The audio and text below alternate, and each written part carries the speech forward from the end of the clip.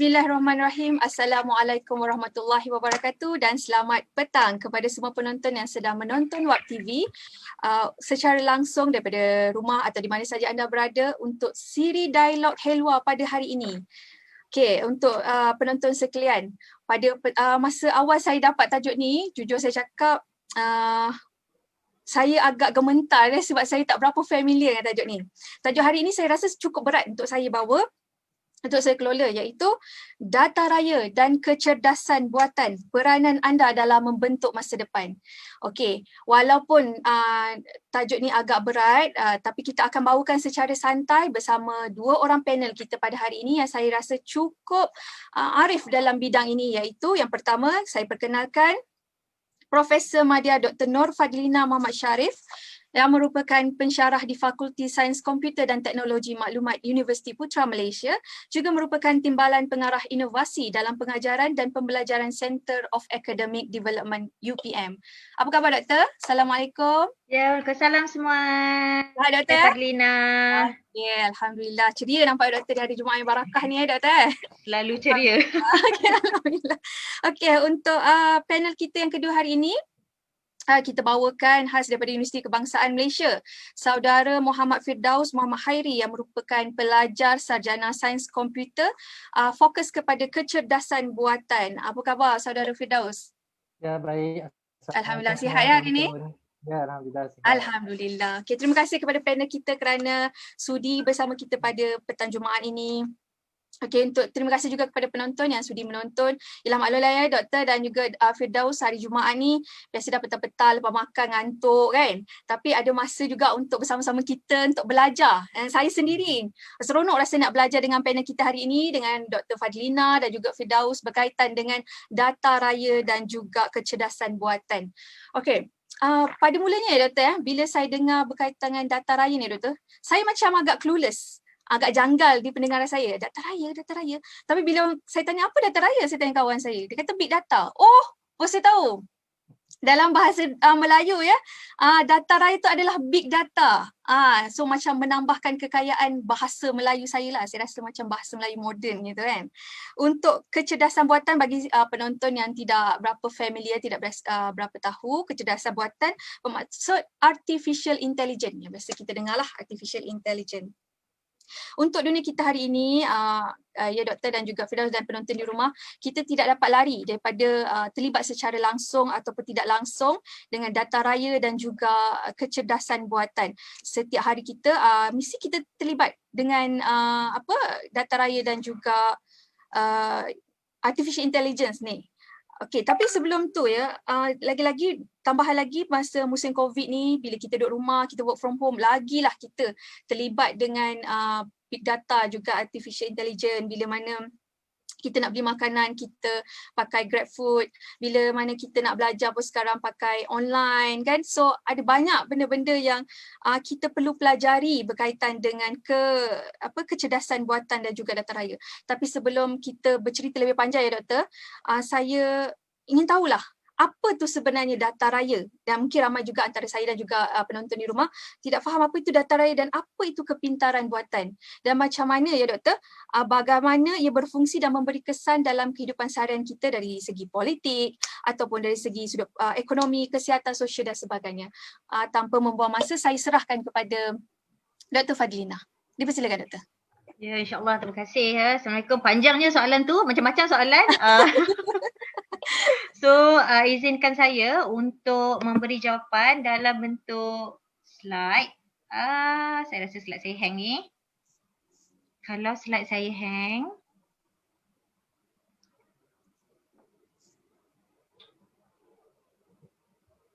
sekejap ya. Okey, tak apa Doktor. Memang hang. Okey, saya cuba memberi jawapan lah. Ataupun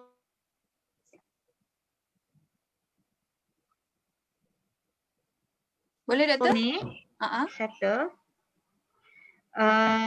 Boleh saya minta semua ke www.menti.com www.menti.com dan masukkan kod 4285607. Okey, penonton yang di rumah pun boleh. 4285 607. Silakan ke www.menti.com dan masukkan kod 4285 607.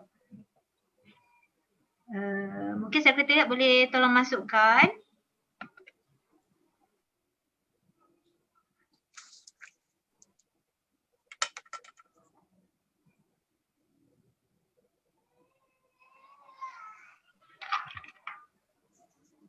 Okey, penonton di rumah juga boleh cuba bersama-sama doktor ya, www.menti.com untuk kita cuba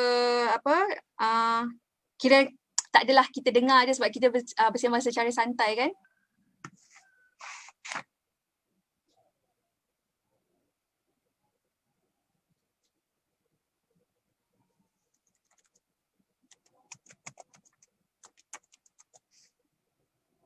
Doktor?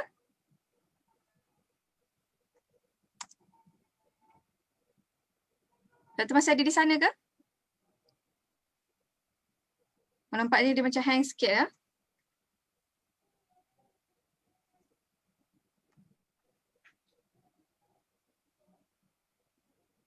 Okay, kita ada masalah teknikal sekejap. Kita mungkin boleh tunggu Dr. Fadlina. Okay, penonton boleh ambil masa untuk pergi ke www.menti.com untuk sama-sama kita cuba. Okay, saya nampak baru seorang yang masuk. Silakan ke www.menti.com, kemudian masukkan kod. Saya jemput juga ya Cik Firdaus, Cik As dan yang lain-lain untuk kita sama-sama take part in this. Ada berapa orang kat sini ni? Baru ada seorang. Berikan 3 perkara yang terlintas di fikiran anda berkenaan kecerdasan buatan. Okay. Come on. Baru ada seorang ni. Okay, kita spend masa sikit untuk ni.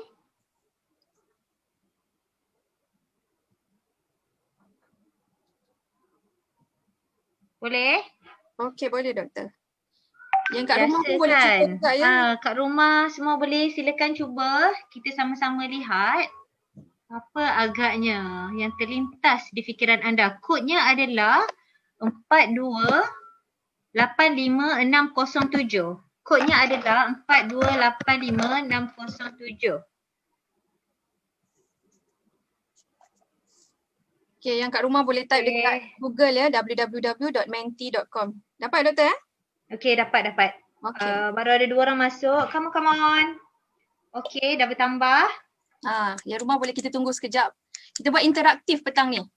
Kita buat interaktif petang ni. Tadi kan? kata ngantuk lah, apalah kan. Betul doktor. Doakan line saya ni stable.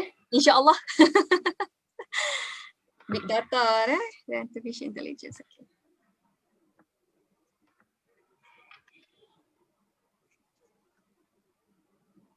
Okay, ini baru setakat yang kita collect. Okay, sila masukkan. Apakah 3 perkara yang terlintas di fikiran anda berkenaan kecerdasan buatan? Biasa dah kan dengar? So, dalam sisi saya, insyaAllah saya cuba kongsikan beberapa perkara. Saya akan sampaikan mengenai gabungan teori dan juga gabungan beberapa fakta supaya di akhir talk ni diharap semuanya lebih faham apakah yang dimaksudkan dengan kecerdasan buatan dan juga data raya tadi. Okey, kita teruskan. Mari kita tengok sama-sama.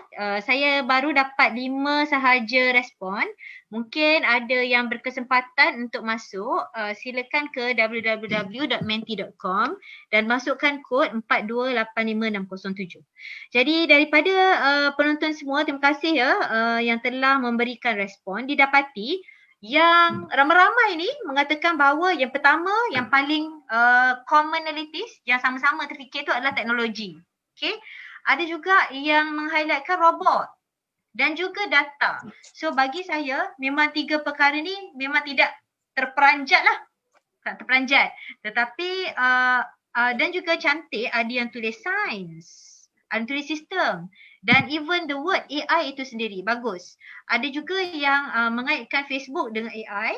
Tetapi telefon bimbit, bagaimana telefon bimbit berrelate dengan AI kita akan lihat, dan juga laptop. Betul ke dalam laptop kita ni sebenarnya ada AI? So kita tengok. Soalan saya yang seterusnya adalah berkenaan dengan aplikasi AI kegemaran anda. Jadi berdasarkan maklumat yang saya dapati, ini merupakan 5 aplikasi AI yang digemari di seluruh dunia.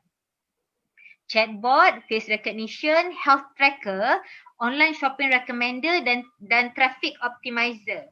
Silakan, pada pendapat anda, yang mana? Berikan skor pada setiap satu. So perkataan kegemaran tu boleh menjadi maybe kesukaan anda, mungkin menjadi yang itu je yang ada kat dalam phone, itu je yang tahu. Jadi kita lihat apakah respon penonton pada petang ini. Silakan skorkan aplikasi AI kegemaran anda. Kegemaran ni, kegemaran. Okay. Kita dah ada 4 respon. Silakan ya, boleh masuk. This is a live data collection. So kita dapat lihat online shopping recommender. Agak-agak yang online shopping recommender tu AI di mana? Okey, mungkin ada gender bias di situ, tetapi tahukah anda bahawa orang lelaki pun dalam phone dia selalu ting ting ting. Ting ting ting dia dari mana tu? Itu dari Shopee, mungkin juga dari Lazada ada bentuk yang berlainan, dan juga dari Amazon. Bahkan selain daripada yang 3 tu ada juga di Facebook. Jadi sebenarnya buat pengetahuan anda, online shopping recommender ni, Amazon merupakan salah satu giant industri yang telah mula-mula menggunakan AI. Dah lama dah. Bisnes AI oleh Amazon ni, menggunakan AI ni sejak dia gunakan Amazon tu untuk menjual buku-buku. Jadi sesiapa yang di bidang pendidikan dah tahu. Dulu-dulu kalau nak cari buku memang cari buku di Amazon. Tahukah anda juga traffic optimizer itu traffic optimizer, kita lupa sebenarnya kita banyak menggunakan Google Maps dan Waze. Berbanding dengan Grab, sebenarnya Google Maps dan Waze tu lebih banyak menggunakan AI. Kenapa? Di dalam tu dia ada high problem solving, dia ada scheduling dan dia ada optimization. Jadi di situlah unsur-unsur AI ada ya, kecerdasan buatan. Face recognition juga, face recognition ni memang ramai orang guna ni. I'm surprised tak ramai. Mungkin kita punya pengguna pengunjung kita petang ni yang menggunakan filter-filter tu tak seramai, maknanya tak banyak younger generation di sini. Tahukah anda face recognition, filter, yang selfie tu, itu memang AI based. Jadi bagaimana dia boleh berupaya untuk buat filter, dia boleh berupaya untuk mengidentify dia tak mancung tu jadi mancung sikit, yang tak runcing tu diruncing-runcingkan sikit. Dia adalah menggunakan kriteria satu teknik yang dinamakan pengecaman image. Pengecaman image tu merupakan konsep topik AI lah. Selain daripada itu kita ada di sini chatbot dan juga health tracker. Chatbot ni sebenarnya ramai orang guna. Siri tu kan, tu adalah contoh chatbot. Jadi saya berterima kasih atas respon semua. Saya minta maaf tadi ada masalah teknikal. Tajuk kita petang ni adalah data raya dan kecerdasan buatan, peranan anda. Jadi saya akan cuba untuk menghala tujukan talk ini kepada apakah peranan anda, terutamanya dalam konteks Malaysia. Ini nama penuh saya Nur Fadlina binti Muhammad Sharif, saya dari UPM. Yang saya punya research adalah memang berkenaan dengan AI, kecerdasan buatan. Jadi ini more keywords. Memang sengaja saya nak highlightkan keywords supaya dah tahu terminologi tu, lebih banyak tahu terminologi berkenaan dengan AI. Saya telah memberikan beberapa khidmat dalam professional service kepada agensi-agensi yang dinyatakan di bawah, selain daripada kerja utama saya lah di UPM, sebab sebagai pensyarah tu memang kena buat consultation.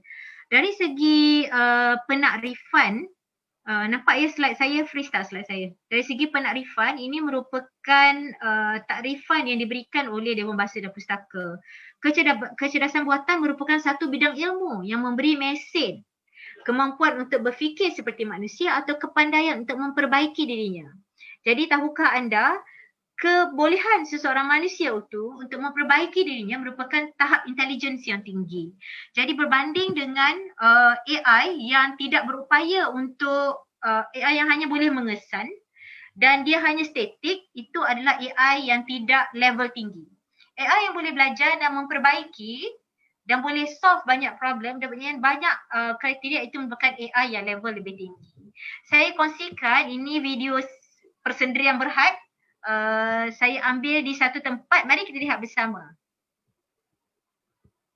Dengar ke? Lupa nak share computer sound. Okey, semula. Sekejap Normal temperature. Boleh teka tak ni di mana? Kat mana ni agaknya? Normal temperature. Pernahkah anda mempunyai pengalaman dengan aplikasi ini? Pernah Doktor? Saya Di mana tu? kalau tak silap saya pergi IKEA ke ada satu mall yang dia gunakan macam ni. Saya tak ingat tapi ada satu sekali lah. Saya rasa macam canggihnya. Rasa dekat mall. Canggih kan? Jadi tak payah nak beratur orang tembak dekat dahi. Ataupun sebelum tu kan guard dia kena tulis. Jadi ini merupakan salah satu contoh bagaimana AI mengubah kehidupan manusia sekarang. Sebab kalau nak tengok di sini, ini merupakan salah satu contoh aplikasi AI yang banyak digunakan dalam kehidupan kita sekarang secara sedar tak sedar. AI-nya di sini sebab nombor satu, dia boleh pengecaman imej. Pengecaman imej terma. Sebab dia boleh detect berapakah suhu. Dia boleh detect pakai ke tidak mask. Even mask tu kalau tersengit, dia akan cakap please wear your mask properly. Dia boleh cakap macam tu. And then dekat dalam ni, kalau perasan di atas, ada the total count. All 1649 pengunjung. Yang tak ada mask 56 orang. Yang normal 1649 orang. Ini merupakan gabungan. Bila data ini dikumpulkan dengan banyak, ia akan menjadi data raya dan dikombainkan dengan teknologi AI. Jadi macam mana ni berfungsi? Saya playkan semula. Nampak tak ada kamera dekat atas ni? Jadi di sinilah yang merupakan gabungan di antara IoT, AI dan juga data raya. So IoT tu nama penuhnya Internet of Things. Ni iklan ya. Saya bukanlah pekerja HUKM tapi kebetulan saya telah berada di HUKM sejak beberapa hari lepas dan ada aplikasi ni di sini. Okey. So seterusnya saya ingin mengaitkan AI itu dengan kriteria-kriteria. Ini telah saya susunkan berdasarkan tahap kriteria kepintaran sesuatu aplikasi. Jadinya kita apabila kita melihat sesuatu, kita nak tahu sama ada AI ke tidak di situ, kita lihat berdasarkan kriteria ini. Adakah ia berupaya menyelesaikan masalah? Adakah ia berupaya membuat persepsi? Persepsi itu adalah seperti menderia. Contohnya aplikasi tadi yang ada kamera tu dia boleh lihat, itu persepsi. Dia boleh maybe rasa, dia boleh mengukur, itu adalah persepsi. Jadi aplikasi kita nampak tadi ada penyelesaian masalah dan persepsi. So level dia level bawah lah, tidak begitu high intelligence. Kemudiannya level belajar yang boleh apabila ada satu kesalahan dia akan memperbaiki dirinya. Contohnya aplikasi game. Aplikasi game merupakan AI yang hebat, lebih hebat daripada aplikasi yang detection tu sebab dia boleh adjust. Kalau orang tu pandai kot sini, dia boleh adjust level dia, boleh menyebabkan dia game tu macam lagi pandai, tak menang-menang kita. Itu adalah belajar. Komunikasi pula, chatbot. Dia boleh berkomunikasi dengan kita terutamanya dalam bahasa yang kita fahami dan dalam bahasa, dia boleh memahami bahasa kita. Jadi di situ merupakan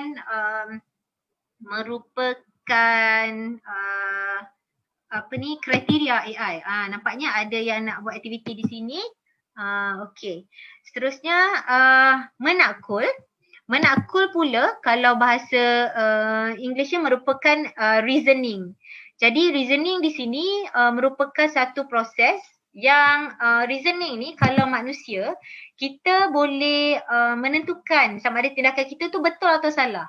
Buat pengetahuan semua, sekarang ni banyak orang mempertikaikan adakah AI itu akan menyebabkan manusia itu akan hilang ketamadunannya sebagai manusia. buat pengetahuan semua, AI yang ada sekarang ini bukanlah sampai ke tahap super intelligence. Jadi dalam AI sebenarnya ada level-level dia. Super intelligence tu bermaksud dah sampai tahap seperti manusia. Dia tahu baik dan buruk. Logiknya ada di situ.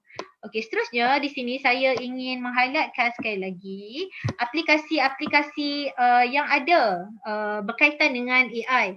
Siri yang selalu kita guna dalam phone tu merupakan contoh pembantu peribadi. So pembantu peribadi kenapa? Dia boleh membantu untuk setkan kita punya kalender, dia boleh membantu untuk bukakan YouTube, bukakan Google, begitulah. Dan seterusnya Google Maps. Google Maps tu sebenarnya adalah satu aplikasi perancang perjalanan. Penepis spam pula di dalam email kita tu dah boleh dikelas-kelaskan sama ada email ni email yang selamat atau email tak selamat. Kereta pintar Tesla yang tak ada driver tu, saya pernah ke US, jadi memang agak melopong sebenarnya melihat kereta itu boleh berjalan tanpa melanggar walaupun ada insiden-insiden pada awalnya berkenaan kereta itu yang tidak berapa bijak boleh terlanggar sebab level of intelligence lah dia tak cukup belajar lagi.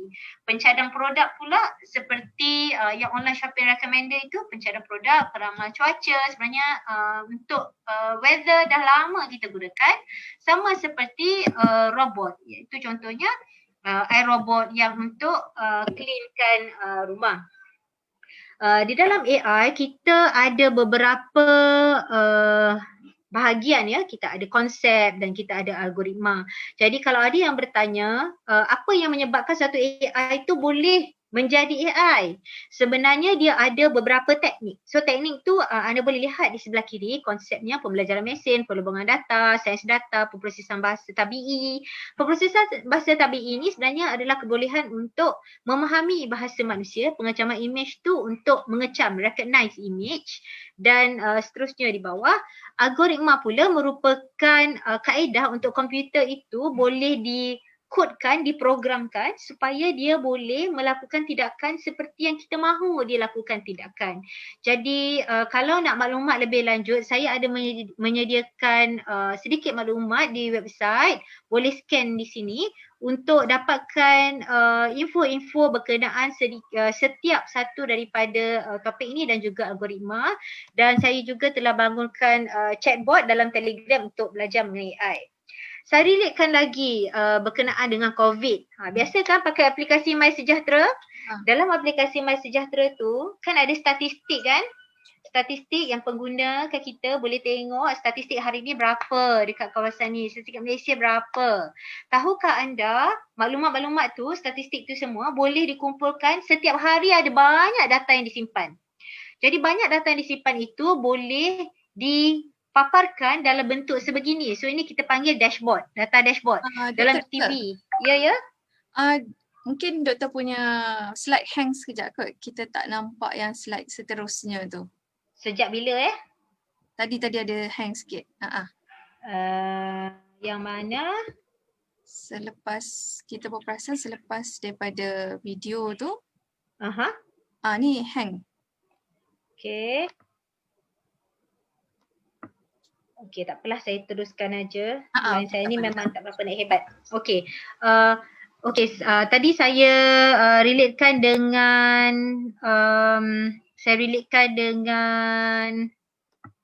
COVID kan. Aplikasi MySejahtera tu, ada maklumat yang boleh kita lihat. So aplikasi MySejahtera tu maklumat dia bila setiap hari dikumpulkan, dia akan boleh dipantau untuk melihat sama ada rekod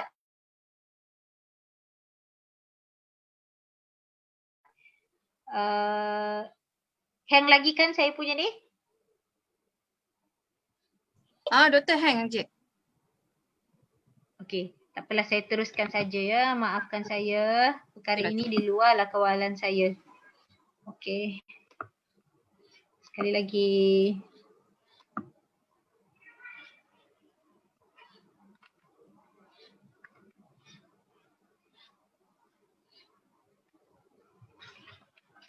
Okey, saya ingin nampak tak slide saya sekarang? Malaysia COVID-19 dashboard. Adakah Tak nampak dengar? lagi? Tak nampak lagi doktor. Firdaus ada nampak ke tak? Tak nampak kan? Samalah tu.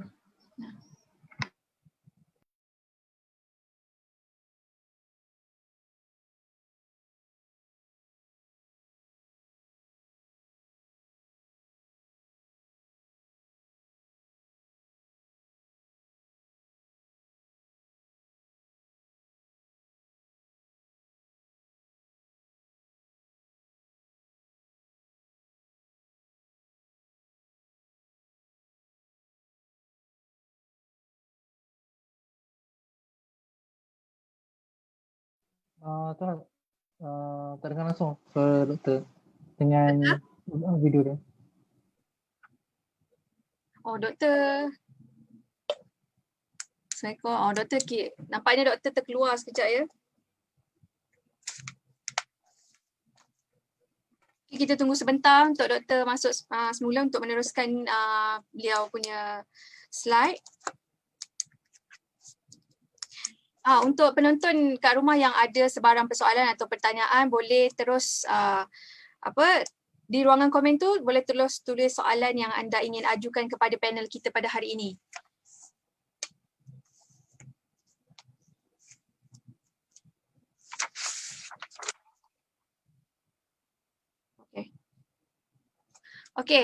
Disebabkan oleh kita tidak dapat hubungi Dr. Fadilina untuk waktu ini. Saya teruskan dengan soalan kedua ya untuk saudara Firdaus yang mana kalau kita tengok ada satu kajian yang dijalankan oleh The Future of Job Survey yang mengatakan 84% majikan mempercepatkan pendigitalan pada proses kerja secara signifikan, manakala 50% mempercepatkan proses automasi. Di sini kita lihat betapa signifikannya automasi dan juga AI dan juga BD dalam pekerjaan kita seharian sekarang. Oleh itu, boleh tak kiranya Cik Firdaus menerangkan dengan lebih lanjut apakah kesan utama pengaplikasian big data dan juga artificial intelligence ataupun kecerdasan buatan dalam sektor pekerjaan. Apakah kesan baik, buruknya, sebab dalam hidup kita sentiasa ada pro and cons ya kan. Dan apakah jenis-jenis pekerjaan banyak yang bakal banyak permintaan pada masa akan datang. Cik Firdaus silakan.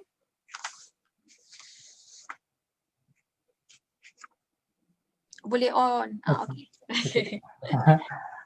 Tak cukup AI. Juga AI tak apa. Okay, Assalamualaikum warahmatullahi wabarakatuh. Terima kasih kepada saudari pengurusi. Terima kasih juga atas soalan yang diberikan tadi dan ia bertepatan dengan apa yang saya akan cuba share secara ringkas dengan para penonton. Okay.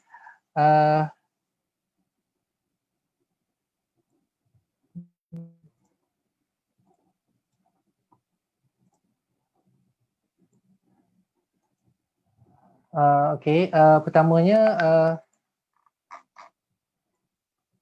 saya akan cuba berkongsi dengan rakan-rakan penonton tentang dapatan saya daripada penelitian daripada saudara pengurusi tadi yang menceritakan tentang dapatan daripada research Futures Job Report 2020 hingga 2025 yang dijalankan oleh World Economic Forum.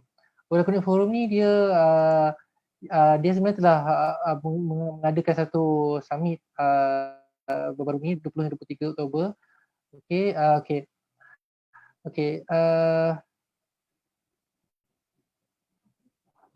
Sebenarnya World Economic Forum ni adalah satu badan yang secara dekat dia melihat kesan kepada IR 4.0 ataupun kita sebut kesan daripada artificial intelligence dan sebagainya tu kepada pasaran kerja.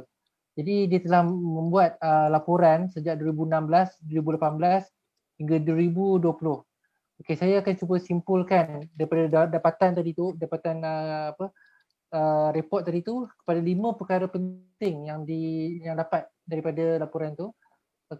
Pertamanya ialah seperti yang saudara pengurusi bentangkan tadi, COVID ada 2 perkara yang menyebabkan automasi ni ataupun pekerjaan masa depan tu yang dijangkakan sebelum ni mungkin 2010, tapi dia telah tiba ketika ini juga, ketika COVID ni dia dah sampai waktu ini juga. Pertamanya COVID itu sendiri, keduanya automasi. Jadi contohnya macam kita tak pernah terfikir, terutamanya orang yang bekerja di pejabat, yang kita akan bekerja di rumah. Sedangkan itu hanya satu macam prediction yang akan berlaku mungkin 10 tahun lagi atau 5 tahun lagi. Tapi oleh kerana COVID ni tiba-tiba kita didesak untuk melakukan kerja masa depan tu di rumah. Itu kita bekerja secara remote, itu salah satu contoh lah. Okay. Seterusnya, impact yang kedua ialah automation. Automation ni akan menjadi satu macam perkara pokok bagi organisasi besar untuk menukar cara pekerjaan dia.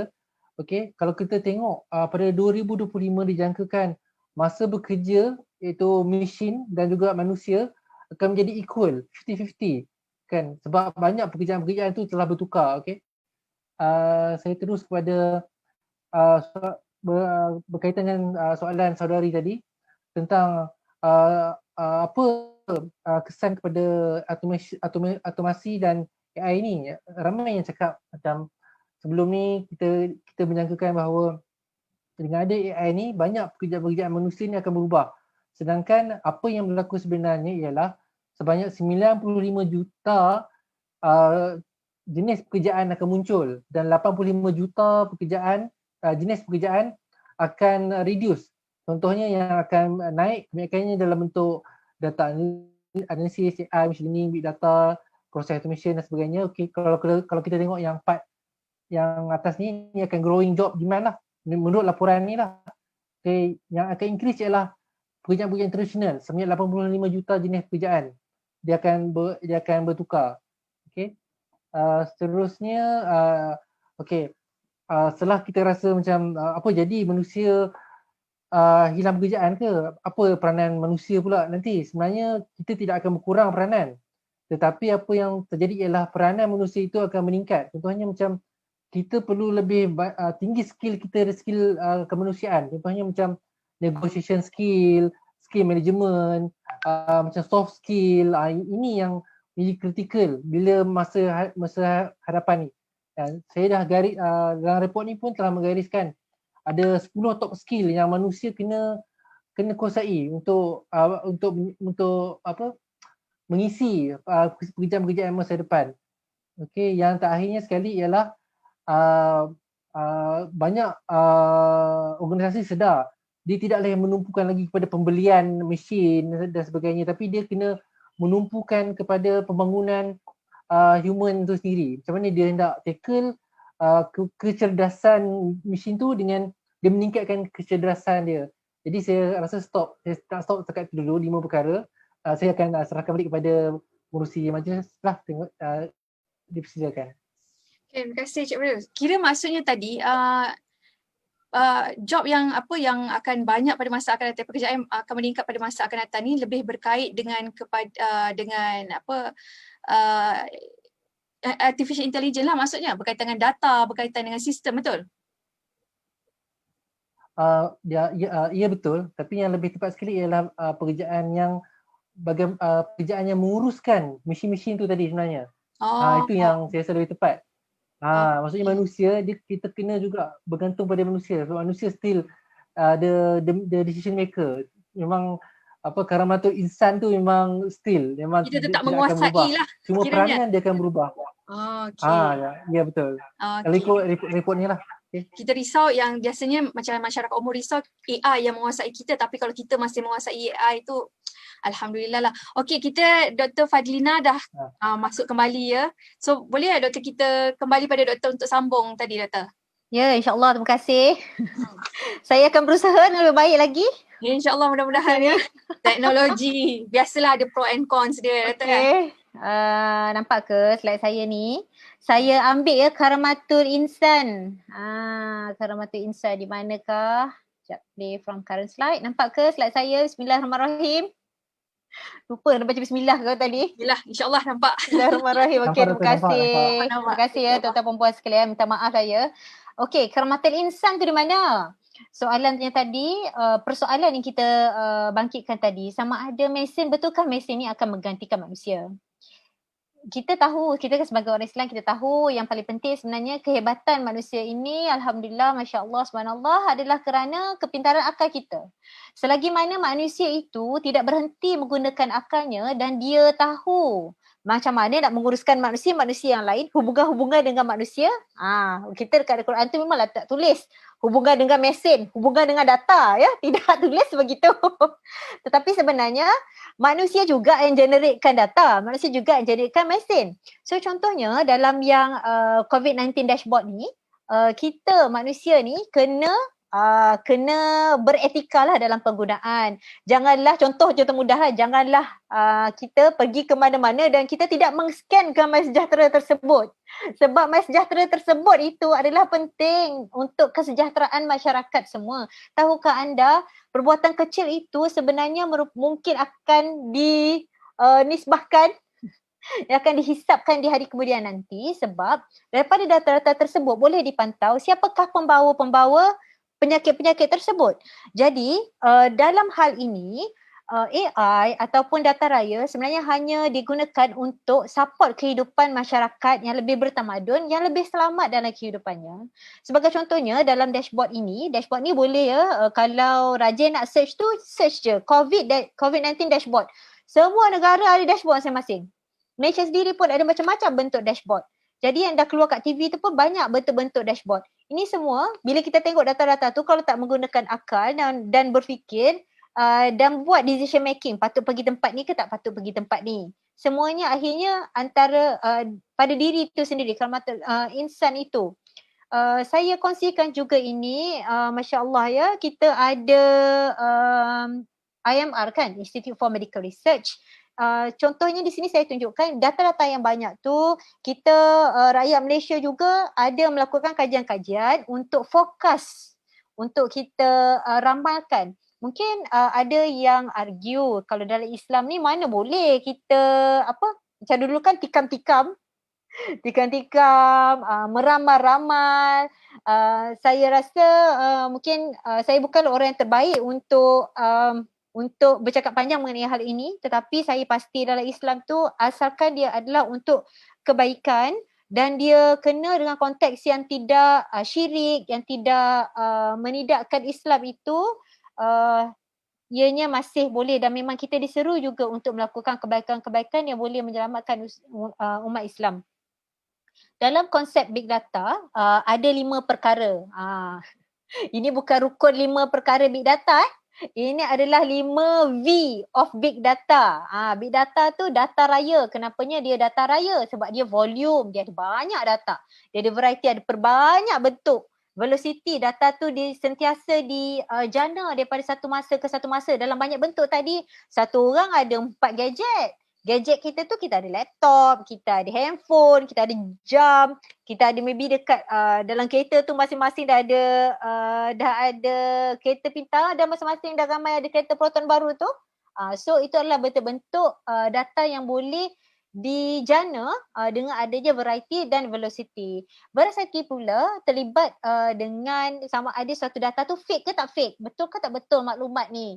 Tetapi bergantung balik kepada manusia untuk menentukan apakah value, apakah yang boleh didapati daripada data tersebut. Kita selalu diberitahu bahawa syarikat dan organisasi besar memanfaatkan analitik data raya. So contohnya syarikat Tesla tadi kan, kita bercakap mengenai Netflix, kita bercakap mengenai Amazon dan Facebook, tapi sekarang ini sains data telah digunakan oleh rakyat jelata untuk COVID-19 contohnya, dan juga untuk tujuan-tujuan lain. Sebagai contoh, slide saya ini menunjukkan 4 jenis sains data. Bacanya daripada dalam ni, analitik penjelasan, descriptive analytics. Kemudian kita ada diagnostic analytics, kita ada predictive analytics dan prescriptive analytics. Jadi keempat-empat jenis analitik ini sebenarnya tujuannya adalah untuk memahami data. Kita dalam Islam pun disuruh untuk memahami apakah perkara yang berlaku di sekeliling kita. Kena kaji dengan otak yang jelas dan kena tahu apakah yang kita nak buat tu untuk kebaikan diri manusia itu sendiri. Jadi sains data amat berkait rapat dengan nilai daripada data raya. tetapi ada kerumitannya, bergantung kepada apa yang kita ingin cuba capai melalui data raya tersebut. Apabila kita hendak membangunkan aplikasi-aplikasi juga tuan-tuan puan-puan semua, kita memerlukan algoritma. Algoritma ni kalau dalam bahasa mudah dia adalah langkah-langkah. So langkah-langkah ni katakanlah kita ada satu data, dah ada data tu kita nak buat apa? Kita nak data tu tunjukkan kita maklumat atau kita nak data tu hanya simpan maklumat. Jadi algoritma ni adalah langkah-langkah. Di dalam sains data, di dalam data raya, di dalam kecerdasan buatan, perkataan pembelajaran mesin tidak lari. Pembelajaran mesin ni kalau in English it is machine learning. So machine learning ini terbahagi kepada 4 jenis iaitu klasifikasi, ramalan, gugusan dan penyatuan. Ada pelbagai jenis algoritma sebagai seseorang yang di dalam bidang big data, ada algoritma dan juga AI, dan saya harap anda sekalian mungkin hari ini boleh lebih tahu meningkatkan pengetahuan mengenai nama-nama algoritma pembelajaran mesin. Regresi, pokok keputusan, rangkaian neural. Kalau nak tahu apa ini boleh silakan ke website saya, tetapi tujuan saya tunjuk ini adalah untuk mendedahkan perkataan-perkataan atau terminologi berkenaan algoritma pembelajaran mesin. Izinkan saya ya untuk reflect balik. Kita biasa dengar, kita biasa baca apakah peranan AI kepada masyarakat. Kita buka, memang biasa cari peranan AI kepada masyarakat. Alhamdulillah, tanda saya ucapkan kepada Helwa.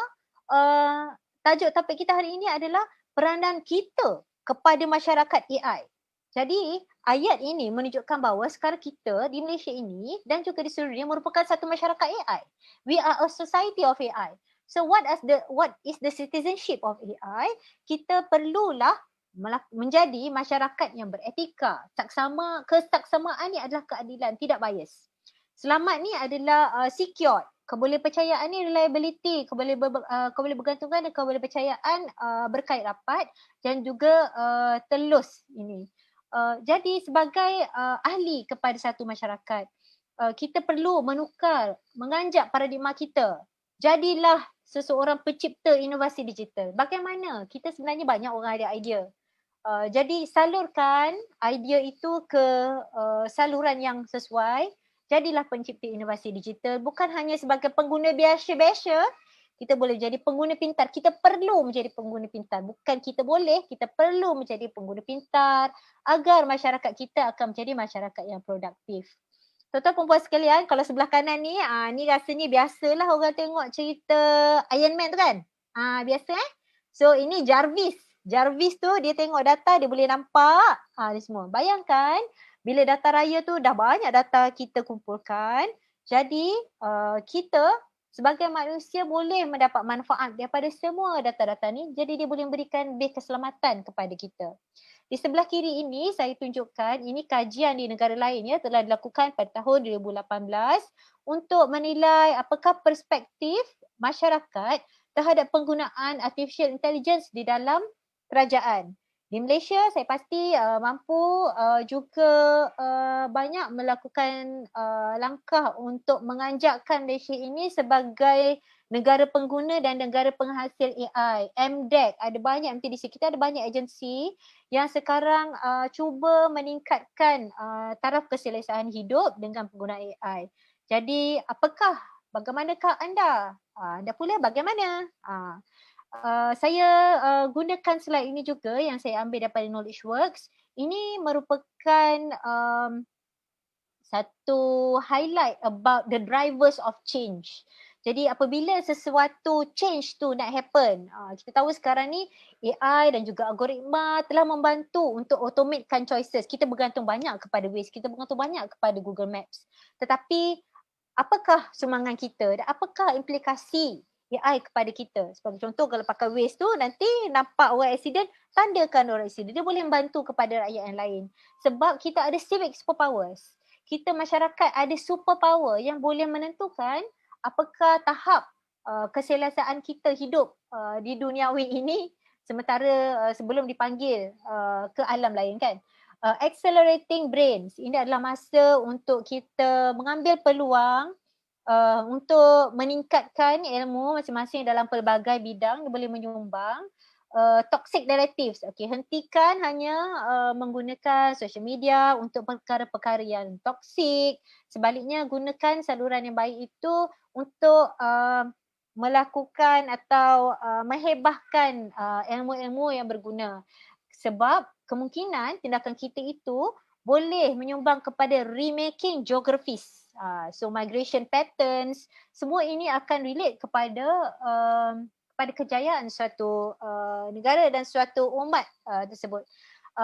Sekian dulu. Masih ada ke? Macam senyap je. Masih ada ke anda sekalian? Saya terjumpa ni ya. Alhamdulillah saya pinjam dari Karang Kraf. Rasulullah SAW bersabda, siapa yang pada petang harinya berasa letih daripada amal usaha yang dilakukan dengan kedua tangannya sendiri, beraya tu, maka pada petang itu dia telah diampunkan dosanya. So ayat ini menerangkan bahawa Allah sangat menyukai orang yang penat mencari rezeki yang halal kerana ia juga merupakan satu ibadah yang wajib selepas solat fardu. Jadi marilah kita sama-sama berusaha to become a productive Malaysian. Ya, terima kasih. Saya pulangkan balik kepada pengerusi majlis. Okay, terima kasih banyak doktor atas penerangan saya rasa yang cukup menarik, cukup ringkas, cukup padat. Kata macam cukup lengkap lah dalam satu makanan tu, ada masam, manis, pahit, apa, semua ada. Terima kasih doktor. Saya rasa lebih faham sekarang apa itu yang dimaksudkan dengan data raya dan juga kecerdasan buatan. Okey, ni doktor memandangkan Encik Firdaus memandangkan adalah program dialog Helwa, maka adalah satu soalan ya yang saya tujukan kepada Encik Firdaus berkaitan gender. Okey, apa sebenarnya kesan industri 4.0 ni kepada gender? Adakah kesan baik dia, apa kesan buruknya berkaitan dengan artificial intelligence? Adakah inequality gender tu wujud dalam fasa sekarang ni pasca norma baru dengan kewujudan AI, BD, big data ni semua? Cik Firdaus, silakan. Okey, terima kasih kepada saudari pengurusi. Terlebih dahulu saya lupa nak perkenalkan diri saya. Saya Muhammad Faiz Khairi. Sebelum ni saya bekerja di Kementerian Kesihatan, doktor. Sebenarnya saya antara pasukan yang terlibat dalam menghasilkan Maya Sejahtera. Masa peringkat awal tu memang kami. Tapi itu kita boleh berbincang lanjut lah. Tahniah. Kita PM to be. Okey, boleh. Okey. Saya nak share skrin saya.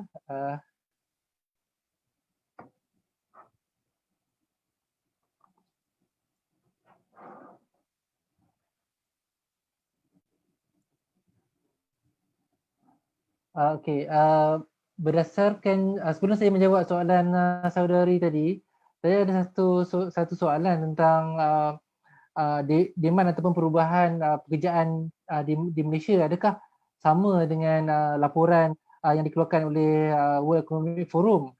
Sebenarnya di World Economic Forum punya report ada keluarkan juga sekali laporan tentang prediction tentang keperluan pekerjaan masa hadapan di Malaysia juga.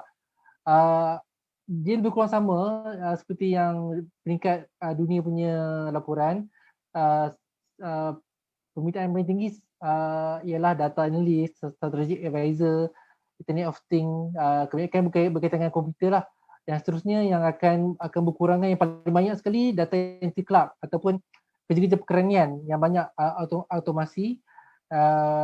Banyak yang maksudnya manusia banyak buat pekerjaan tu sebagai rutin. Dia akan digantikan dalam masa terdekat ni. Okey, jadi saya akan terus kepada kesan industri 4.0 ni kepada pekerjaan. Menurut laporan ni juga dia akan berlaku sebenarnya inequality ni secara tak langsung. Dahlah kita menghadapi dua impact, iaitu COVID dan juga automasi. Seterusnya kebanyakan pekerjaan-pekerjaan tradisional yang dilakukan oleh wanita juga sebenarnya. Jadi secara tak langsung dia sebenarnya beri impact kepada wanita juga. Okey. Menurut laporan juga impact global financial crisis ni 2008 ni, masa 2008 dia hanya efek pada lower education, tapi bila ada COVID ni dia akan memang impact kepada terutamanya mereka yang berpelajaran yang kurang tidak berpelajaran yang luas lah maksud saya. Okey. Macam saya sebut tadi, demand pekerjaan akan datang, akan muncul pekerjaan yang baru. Tetapi malangnya di peringkat gender kurang partisipan daripada kaum wanita kan. Contohnya macam programming, coding, IT. Mungkin juga saya salah doktor, mungkin fakta di UPM lebih tepat sebab saya hanya berdasarkan laporan World Economic Forum je. Jadi saya mungkin benda ni mungkin tak tepat, cuma saya bacakan dan dapatan yang saya baca lah. Okey. Kemudian kalau ikut laporan juga lebih kurang 55% working age woman bekerja. Maksudnya di peringkat umur bekerja dalam 30 ke atas, hanya 55% saja wanita bekerja. Okey, berbanding 78% lelaki. Kemudian gender gap juga hanya akan close ataupun rapat hanya pada 2074. Tapi di peringkat Asia pula lagi jauh, 2183. Memang agak jauh lah sebenarnya. Okey. Laporan ni dia hanya membuat ukuran daripada segi 4 aspek, iaitu politik, ekonomi, education dan healthcare. Okey. Okey, ini dalam laporan ini juga menunjukkan beberapa negara yang top lah, yang berjaya merapatkan ruang gap gender antara lelaki dan perempuan, utamanya Iceland, Norway, Finland dan juga Sweden. Okey. Di negara-negara ini wanita mendapat kuasa politik, pay, pekerjaan yang bagus dan juga mendapat kehormatan lah, dia akan dilayan dengan baik. Okey. Okey, kenapa negara Nordik ni mendapat tempat yang tinggi dalam konteks global gender gap ni? Pertamanya dia letakkan value human tu dan juga ekonomi tu peringkat yang pertama. Yang keduanya dia ada social net yang bagus, support system dia bagus. Dan yang ketiganya dia support bagaimana parent-parent dapat membawa family dia tu bekerja sekali. Kan, contohnya di negara Nordik tu cuti bersalin tu lelaki dan perempuan sama. Kan, kalau compare yang kita, perempuan dapat cuti 3 bulan tapi still susah, betul tak? Kan, macam still kena juga bantuan suami dia untuk uruskan keluarga sebagainya. Saya rasa macam minta ulang. Okey, seterusnya di Iceland, contoh di Iceland pula, kuota untuk wanita berada di dalam board company banyak 40%. Dia syarat maksudnya kalau nak buka company kena 40% tu board dia kena perempuan. Macam berbeza kita baru 30% tu pun tak capai pun 30% kan. Kemudian di Norway, ni yang paling macam wow kan. 95% wanita bekerja. Banding yang tadi compare di peringkat dunia 55% je. Di Iceland pun sama 85%. Okey. Saya akan tutup tentang persoalan gap impact IR 4.0 ni dengan satu kata-kata daripada Saidi Zahidi. Dia adalah member of managing board director World Economic Forum. Kalau untuk pengetahuan semua ahli panel dan penonton, beliau ni adalah pertamanya perempuan. Okey. Keduanya dia Muslim Pakistan. Dia sedang ni dia dalam board managing director World Economic Forum. Beliau yang antara mereka yang lead report ni. Okey. Dia berkata, now we at dawn of 2020. We have about 10 years left before we need to meet SDG, Sustainable Development Goal. None of that change will be possible unless we must ensure that both women and men have equality responsible and have equal opportunity in this new economy. Maksudnya dua perkara ni menjadi kunci untuk bagaimana kita nak memastikan gender gap ni dapat dirapatkan. Okay. Jadi saya akhiri dulu saya punya isi saya, perkongsian saya pada petang ni dengan kata-kata tadilah oleh Saidia Zahidi, seorang perempuan daripada Pakistan. Itu je. Silakan balik kepada pengurusi majlis. Okay, terima kasih Firdaus. Okay, dia rasa macam menggegar sikit bila kata dia pada masa depan perempuan macam susah dapat kerja. So adakah kita perlu memberi kesedaran kepada wanita-wanita di Malaysia ni supaya lebih berminat untuk terlibat dalam bidang IT atau bidang-bidang yang berkaitan yang ada permintaan pada masa hadapan. Ya mungkin doktor ada nak tambah sikit ke? Maaf, Okay, saya sila, nak doktor. tekan ni reaction angkat tangan ni. Okay, sila doktor. Saya sebagai seorang researcher, saya pernah terlibat dengan Pusat Kepimpinan Wanita di UKM, bukanlah lantikan formal tapi jadi kita pernah ada satu program Friends of PKW tu.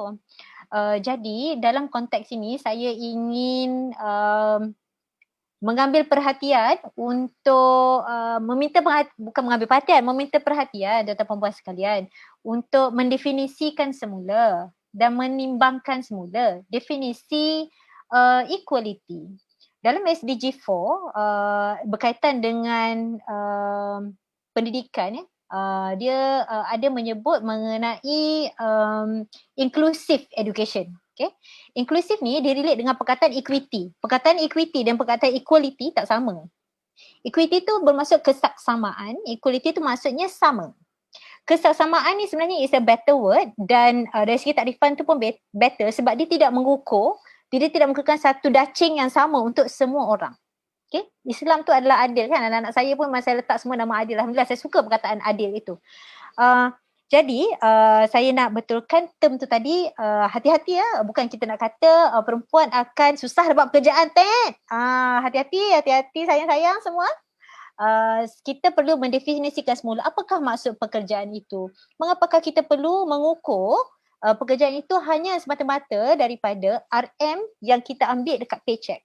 Bagaimana pula peranan wanita yang berdiri di belakang lelaki, peranan wanita memiliki perempuan lain ataupun orang-orang lain membantu untuk menyediakan support system tersebut. Jadi sekarang ni saya ingin menarik perhatian untuk kita menjadi masyarakat yang lebih ada higher respect and higher appreciation dan tidaklah mengukur hanya dari segi quantification sahaja. Jadi ini ayat tu agak dalam lah saya rasa untuk kita fikirkan bersama. Jadi saya tinggalkan di situ untuk kita fikirkan bersama sebab gender equality ni kalau orang Islam kita perlu tarik dia berbeza sikit. Okay? Itu je. Terima kasih doktor di atas definisi baru equity dan equality tu berbeza Okey. Terima kasih doktor. Okey, ni ada soalan daripada penonton untuk panel. Salah satu soalan dia kata, okey, ni kita tengah hangat dengan politik di Amerika. Kan sekarang ni kita dah tahu ke keputusan siapa presiden Amerika yang baru Okey, satu soalan dia kata macam mana aplikasi AI dan big data ini boleh bantu dalam memenangi pilihan raya. Okey, dalam politik lah senang kata sebab kat Malaysia ni pun kan kita ada politik kita kan. So macam mana AI dan big data ni berfungsi untuk politik. Okey, siapa mungkin Firdaus ataupun Firdaus dululah, kita bagi Firdaus pula dulu. Okay, terima kasih. Saya rasa yang lagi tepat untuk menjawabnya saya serahkan kepada Dr. Fadlina lah sebab saya rasa saya pun nak dengar daripada Alah boleh lah Layu. Betul lah.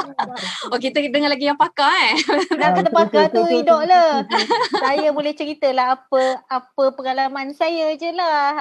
Saya rasa ramai yang tahu perkataan cyber warrior, cyber troopers kan.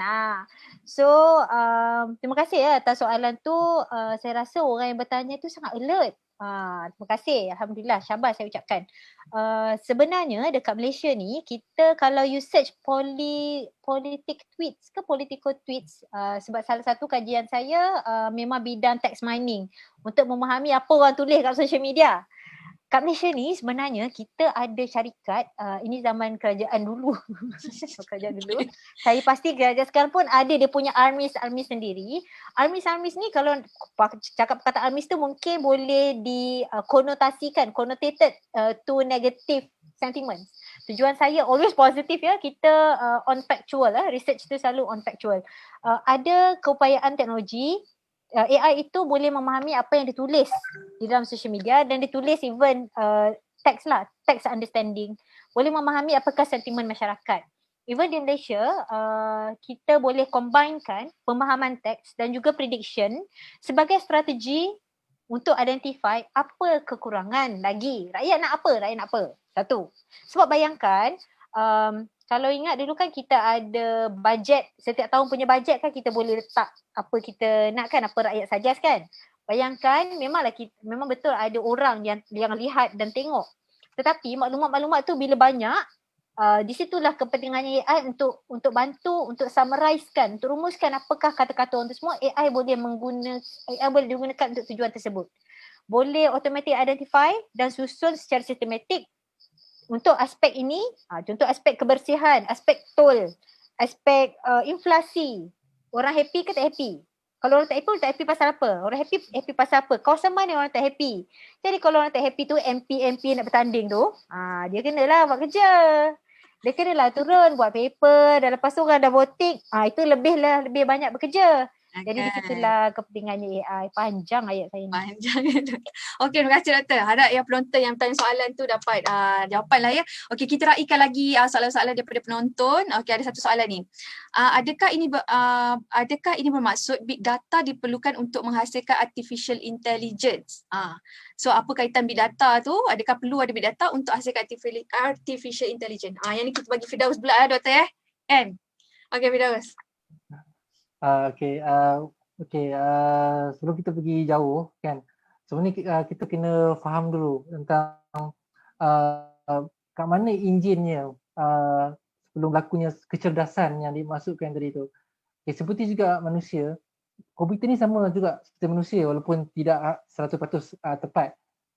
Manusia perlukan knowledge untuk membuat satu keputusan atau tindakan. Contohnya dia hendak membeli pakaian kan, dia mesti di Shopee, contoh di Shopee kan, dia mesti dia akan research kedai mana yang berkualiti dan murah kan. Ada juga yang tak kisah, tapi kebanyakan mostly akan fikir macam tu. So sama juga dengan artificial intelligence.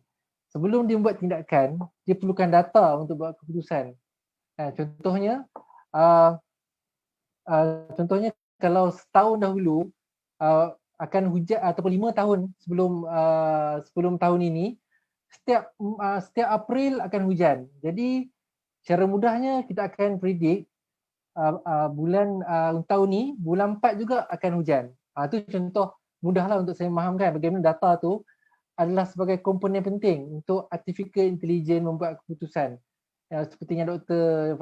Fadlina cakap tadi tentang machine learning, mesin yang belajar. Maksudnya mesin tu dia akan belajar dengan data-data yang kita bagi. Okey, contohnya macam di telefon saya kan ada AI.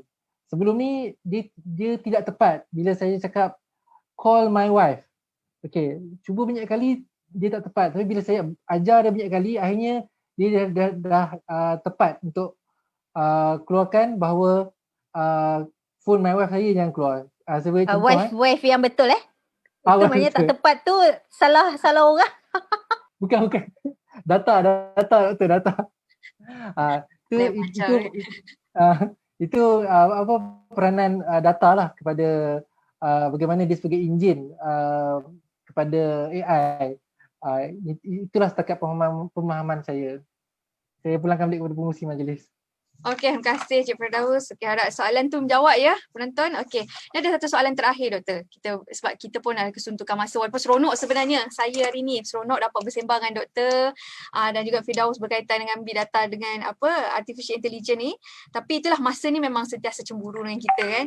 Okey, soalan terakhir Doktor, macam mana atau bagaimana masyarakat perlu beradaptasi atau berkolaborasi dengan perkembangan data raya dan juga kecerdasan buatan ni, dan apakah peranan kita sebagai masyarakat supaya tidak ketinggalan dalam mencorak masa depan, tapi dalam masa sama kita tidak tersalah langkah. Okey, ialah kalau kita apa-apa pun kalau kita tersalah langkah, penyalahgunaan dia akan ada bad effect dia. So kita minta Dr. Fadlina dulu untuk menjawab soalan. Boleh oleh sebab saya cuba menjawab ya. Saya ni memang cikgu kan, pensyarah kan. Jadi saya biasa kalau dalam kelas, kalau student tanya, kita cuba nak beri jawapan. Saya cuba jawab tadi, saya gabung dengan soalan sebelum tu. Boleh rajin boleh search big data artificial intelligence relation Jadi di sini kita boleh lihat apakah kaitan. Okey, jadi step pertama untuk menyebabkan tidak ketinggalan. Nombor satu, kena ilmu. Ilmu tu adalah dengan cara menggunakan teknologi yang ada untuk tahu apakah yang kita tak tahu. Orang yang sangat beruntung jika tahu apa yang dia tidak tahu berbanding dengan orang yang rasa macam dia tahu semua. Okey? Jadi di sini saya tunjukkan banyak lagi, ada banyak sangat potensi untuk kita meningkatkan ilmu. Dalamilah ilmu berkenaan ada AI dengan machine learning tu relating dengan data science dan big data. Kalau soalan tadi, adakah kita perlukan big data untuk artificial intelligence? Sebenarnya big data ni dia relatekan, dia adalah berkaitan dengan data. Cumanya adalah datanya tu banyak. Bila datanya tu banyak, nak buat apa dengan data tu? Jadi memerlukan artificial intelligence. Jadi dia terbalik bukan perlukan big data untuk artificial intelligence tu menjadi, bukan terbalik. Dari segi soalan apakah perlu kita lakukan untuk beradaptasi, ini kembali kepada peranan kita sebagai manusia yang hebat, yang pintar untuk kita tahu apa lagi peluang-peluang channel-channel untuk kita meningkatkan ilmu. So contoh-contohnya majlis ilmuwan seperti ini, boleh juga ada banyak kursus-kursus percuma online yang kita boleh ikuti untuk meningkatkan pengetahuan. Adaptasi lain adalah untuk kena ada sifat jangan cepat sangat ikut trend. Saya ni memang lambat lah kalau ikut trend tu, slow aja kan. Sebabnya kadang-kadang yang trend tu bukan semuanya baik. Memang kita perlu adapt, tetapi adaptlah dengan cara yang berhemah dan adaptlah dengan cara yang pintar. Jadi insyaAllah dengan cara itu kita boleh lebih selamatlah hidup kita ni. Boleh beradaptasi dengan baik. Cukup ke menjawab ke semua soalan? Lagi ke soalan? Panjang soalan? Okey doktor, insyaAllah menjawab. Mungkin itu kesimpulan doktor juga ke bagaimana? Atau doktor ada boleh. kesimpulan? Mungkin doktor boleh simpulkan juga sekali sebelum kita kepada Cik Firdaus. Simpulnya saya ambil lah slide yang saya last berkaitan dengan peranan mana pula ni kejap. So peranan kita ni, saya ambil slide saya ni. Peranan kita untuk adaptasi tu adalah jangan hanya fikirkan apa yang teknologi boleh buat kepada kita. Tapi fikirkan kita ni peranan kita kepada masyarakat. Kita ni peranan kita kepada orang lain, peranan kita kepada diri sendiri. Dengan menggunakan teknologi itu tadi. Kita nak jadi apa? Tapi setiap apa langkah yang kita lakukan, haruslah tahu bahawa kita perlulah yang kita buat tu mestilah beretika. Mestilah pasti yang buat tu selamat. Mestilah ada kesamaan. Inilah equity. Mestilah boleh buat satu tu reliable. Any decision yang kita buat tu, ini trustability, ini reliability. Dari segi kita sebagai pengguna, beralihlah daripada hanya pengguna-pengguna biasa-biasa jadi pengguna pintar, dan lebih bagus kalau boleh jadi pencipta inovasi digital yang pintar dan boleh menyumbang untuk masyarakat yang produktif. Itu kesimpulan saya. Okey, terima kasih banyak Dr. Fadlina. Saya rasa cukup cantik hari ini penerangan-penerangan yang doktor berikan. Okey, saya bagi peluang kepada saudara Firdaus lah untuk menyimpulkan apa pandangan beliau pada hari ini berkaitan dengan data raya dan peranan kita untuk mencorak atau membentuk masa hadapan. Kerana kita ni generasi yang ada untuk generasi akan datang. Bagaimana? Okey. Silakan saudara Firdaus. Okey, pertama sekali dan akhirnya saya semua terlupalah ucapkan terima kasih dahulu kepada Wadah, kepada Abim, kepada IDE yang menjemput saya, dan memang saya letakkan saya punya tempat letak tu belajar. Jadi saya pun nak ucapkan terima kasih kepada Dr. Fadlina. Banyak saya belajar hari ni sebenarnya. Okay, InsyaAllah saya pun belajar juga. Saya tak tahu itu adalah peluang terima kasih sebenarnya. Saya tak cakap terima kasih pun. Terima kasih juga kepada semua telah beri banyak ilmu dan soalan-soalan yang sungguh mencambah ilmu, mencambah minda. Good. I like it. Betul. Okay. Sebelum saya akhiri dan buat conclusion, saya nak menegaskan bahawa antara peranan yang perlu kita ambil maklum secara kritikal ialah kita perlu sebenarnya menguasai bidang ni kan. Sebagai motivasi kan, perkataan algoritma tu sendiri ataupun computer science ni, pada pendapat saya lah, dia tidak akan menjadi computer science seperti hari ni kalau tidak kerana ilmuwan Islam tu sendiri. Untuk pengetahuan semua, algoritma tu sebenarnya diambil daripada nama Al-Khwarizmi. Algoritma tu adalah perkataan Latin pada nama Al-Khwarizmi. Beliau adalah orang pertama yang mencipta bagaimana cara susun atur untuk menjadi sesuatu tindakan. Jadi kenapa umat Islam menjauhi diri? Saya tak pasti dekat UPM doktor. Tapi kawan saya di UTM Skudai, beliau mengatakan student daripada orang Islam ni sangat sedikit, makin jauh. Mungkin saya tak tahu kenapa, mungkin rasa susah ke apa, tapi sekurang-kurangnya kena ambil satu motivasi untuk, macam doktor cakap tadi lah, kita tak cukup sekadar kita jadi pengguna yang baik, sebab teknologi ni sifat dia neutral. Yang mengisinya siapa? Mengisinya still adalah manusia. Jadi kalau tidak diisi oleh manusia-manusia yang baik, muslim-muslim yang baik, so teknologi ni dia akan dibawa ke arah yang sebaliknya. Contohnya, ni idea saya doktor, mungkin saya tak mampu buat kan. Contohnya dengan adanya artificial intelligence, sebenarnya kita boleh membuat satu mesin yang akan mengajar orang membaca Al-Quran dengan betul, dengan tepat, dengan sound yang betul. Bayangkan semua kari-kari tu kita kumpulkan, kita ambil data dia dan jadikan the perfect bacaan, dan kita kena tiru berapa peratus kita boleh tiru bacaan tu, maka dia akan membuatkan umat Islam ni dapat baca dengan betul Al-Quran. Tu pendapat saya doktor, mungkin saya tak tebak lah. Masya Allah, tu idea inovasi tu. Kan? Jadi itulah saya tutup perbincangan saya petang ni untuk kita ambil maklum dengan kritikal lah. Betapa pentingnya sebenarnya umat Islam ni ambil tindakan untuk menguasai perkara ni lah. Macam doktor cakap lah, kita tak boleh jadi pengguna yang besya-besya. Kita kena jadi orang yang menguasai ni juga. Kita kena ambil dia, kalau boleh jadi fardu kifayah kepada kita untuk menguasai ilmu. Betul. Bangkitlah. Ini lebih daripada fardu kifayah ni. Bangkitlah. Sebab sekarang ni memang dia punya peratusan STEM memang menurun ya setiap beberapa tahun. So this is a serious matter everybody. So bangkitlah. Sebar-sebarkanlah. Galak-galakkan kalau ada anak-anak, adik-adik, saudara-saudara tu, galakkan dia orang masuk sains. Masuk bidang sains. Sains, teknologi. Jangan takut doktor ya dengan sains. Sebab sekarang dah tak STEM dah. Kita dah stream. Sains, teknologi, religion, engineering, arts and mathematics. Dia dah evolve dah. Kita perlu. Itu jadi saya. Terima kasih semua.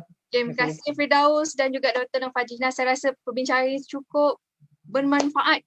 Saya harap dia juga bermanfaat kepada penonton di rumah, sebab saya rasa macam doktor cakap tadi dan juga Firdaus cakap, mempelajari big data dan juga AI ni merupakan fardu kifayah ya. Dia bukannya sekadar teknologi yang buta-buta, tapi ia adalah membantu umat Islam juga untuk berkembang pada masa akan datang. Okey. Kita tidak perlu takut, betul. Kita tidak perlu takut dengan sains, kita tidak perlu takut dengan teknologi, sebab kita yang mengawal teknologi itu, bukan teknologi itu yang mengawal kita ya. Tuan-tuan dan puan-puan dan penonton di rumah. Dan saya ingin ambil satulah kata-kata Mark Zuckerberg sebab berkaitan dengan AI ni. Saya pun cakap Mark Zuckerberg satu kata-kata dia untuk menutup kita hari ni.